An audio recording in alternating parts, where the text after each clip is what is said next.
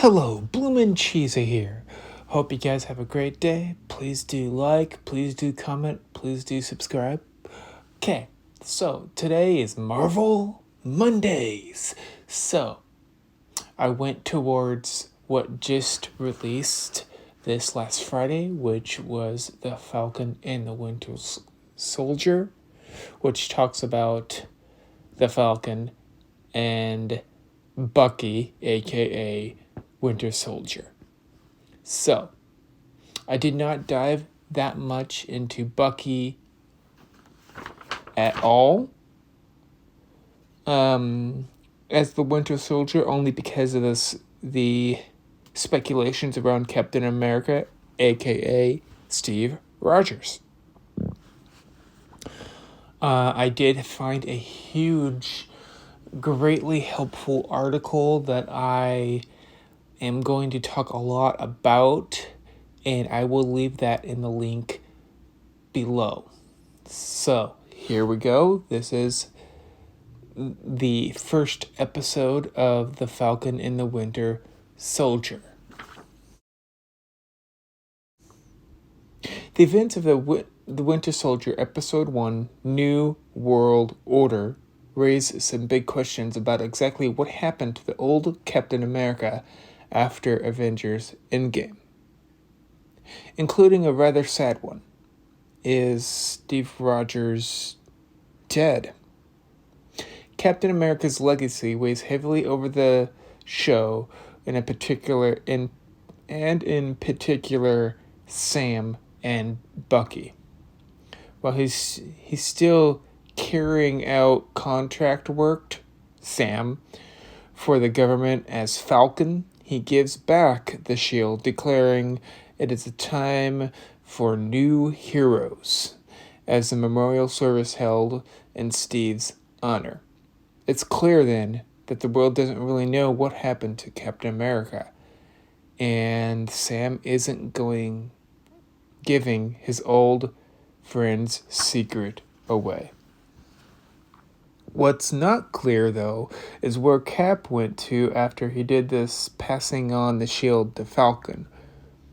Did he simply continue living his more peaceful existence, go back to the other timeline that he seemingly came from, or might he have gone to outer space? Falcon and the Winter Soldier teases several possibilities. They played with many ideas.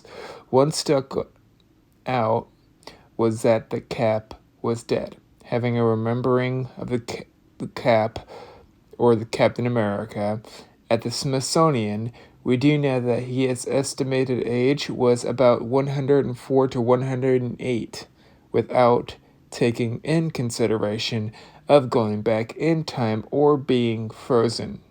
With those, his age was about 180. He could have died. That serum that was in him could have finally ran out. Not giving him eternal life, just giving him a regular life, looking younger, but with more superhuman strength.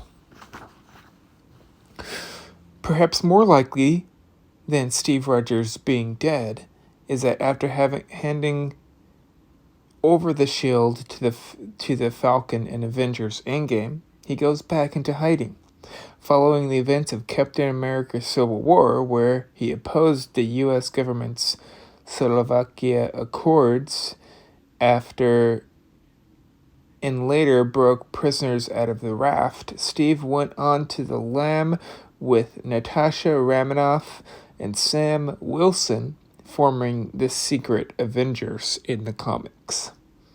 While they carried out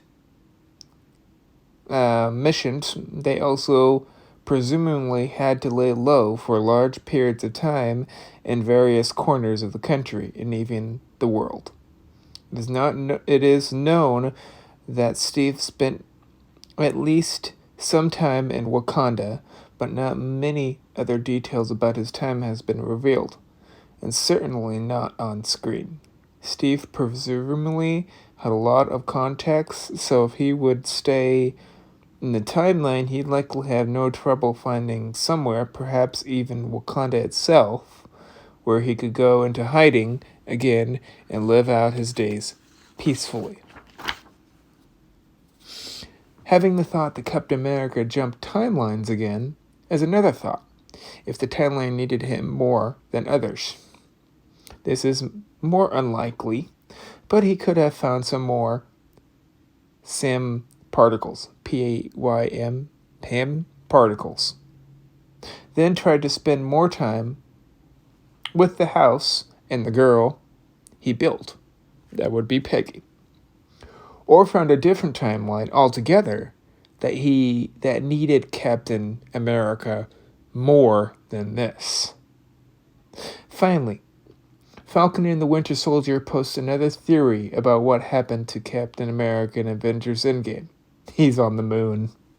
When Sam is talking with Joanne Torres, the later Torres mentions that several conspiracy theories regarding Steve Rogers' whereabouts have sprung up, including the idea that he is on a secret base on the moon.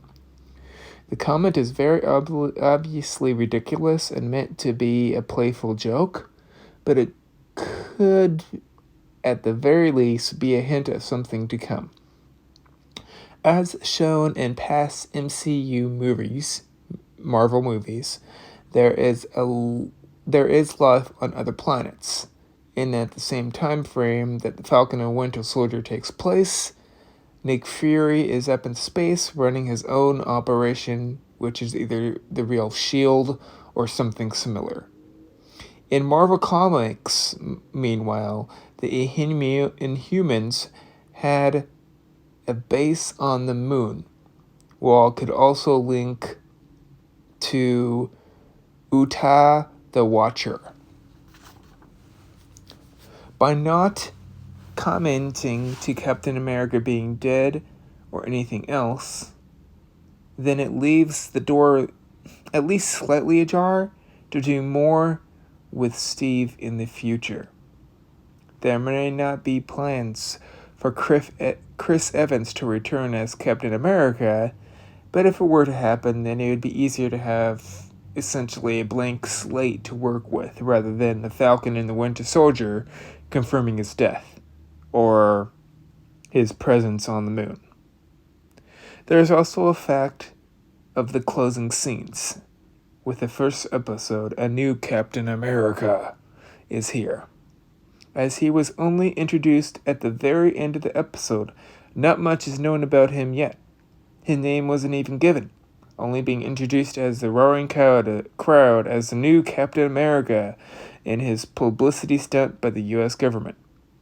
However, longtime comic book readers who have been paying attention to developments during the production knew that Wyatt Russell's character is one from the Marvel Comics John Walker, aka the U.S. agent who becomes Captain America. The Falcon and the Winter Soldier is set up John Walker introduction in a rather surprising way. What's more, it's in a way that disrespected Sam Wilson. Earlier in the premiere episode, Sam has come to the decision he wouldn't take up Captain America's shield, leaving that shield in a museum with the U.S. government, the Smithsonian, made it seem like Sam did not want anyone to have the shield if he didn't want to use his shield. But at the end of Endgame, old Steve Rogers did ask Sam, "How does it feel?" And Sam replied, "Like it's someone else's."